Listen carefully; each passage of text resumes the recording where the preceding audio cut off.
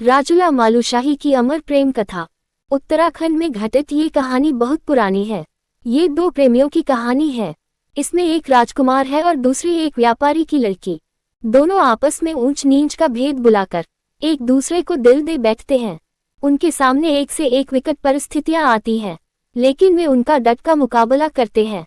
राजकुमार बैराक नगर का है और लड़की जोहार घाटी की व्यापारी की लड़की है। भौगोलिक रूप से दोनों स्थानों में काफी दूरी है। लड़की की शादी उसकी मर्जी के खिलाफ दूसरी जगह कर दी जाती है, जो कि हून देश का राजा है। आइए हम कहानी सिलसिलेवार शुरू करते हैं। जोहार घाटी। सुबह बर्फ से ढके ऊंचे पहाड़, हरी भरी घाटियां, झरनों की मधुर आवाज, पेड़ों पर रंग बिरंगे फल और फूल, पथरीले संकरे रास्तों पर घोड़ों की टापें गूंज रही हैं। आगे एक शाही घुड़सवार, लगभग 30 वर्षीय तेजस्वी व्यक्तित्व वाला राजा विकीपाल, हून देश का राजा। राजसी पोशाक, कमर में तलवार, पीठ पर तीर कमान। उसके पीछे 5 सैनिक घोड़ों पर सवार हैं, हाथों में बर्छे और भाले। साथ में मंत्री भी घोड़े पर चल रहा है। घोड़े धीरे धीरे पहाड़ी रास्ते से आगे बढ़ते हैं। राजा पीछे मुड़कर देखता है और अपने मंत्री से पूछता है, मंत्री, हम कहाँ पहुँच गए हैं?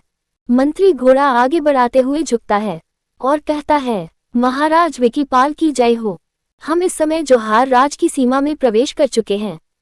राजा विकीपाल हल्की मुस्कान के साथ कहता है, तब तो हमारे मित्र सुनपति का नगर आसपास ही होगा।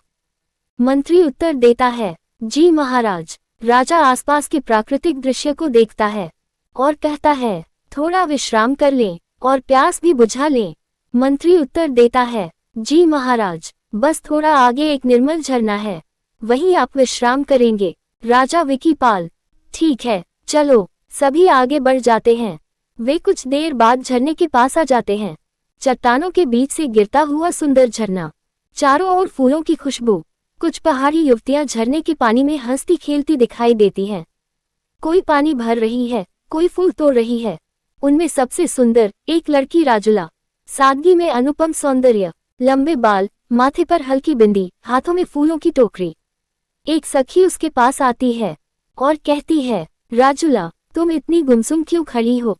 देखो कितना मधुर और ठंडा पानी है। राजुला हल्की चिंता के साथ सखी कहती है, जल्दी करो, हमें शीघ्र घर पहुंचना चाहिए।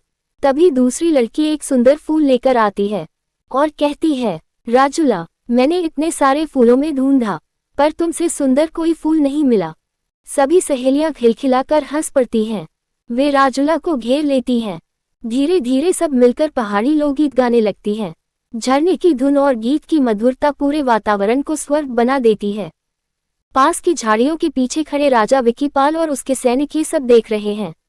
राजा की नजरें राजुला पर टिक जाती हैं। वह मंत्रमुग्ध होकर उसे देखता रह जाता है। राजुला और उसकी सहेलियां फूलों के गजरे लेकर आगे बढ़ने लगती हैं। चलते चलते एक लड़की मुस्कुराकर कहती है, राजुला, तुम्हारे पिता सुनपति कब व्यापार छोड़कर अपनी जिम्मेदारी समझेंगे? पहली सखी, क्यों, क्या हुआ? तभी तीसरी सखी कहती है, अरे, हमारी राजुला अब जवान हो गई है। सभी जोर से हंस पड़ती हैं। राजुला शर्माकर आगे बढ़ जाती है। धीरे धीरे वे सब दूर निकल जाती हैं। राजा विकीपाल अभी भी उसी दिशा में देख रहा है।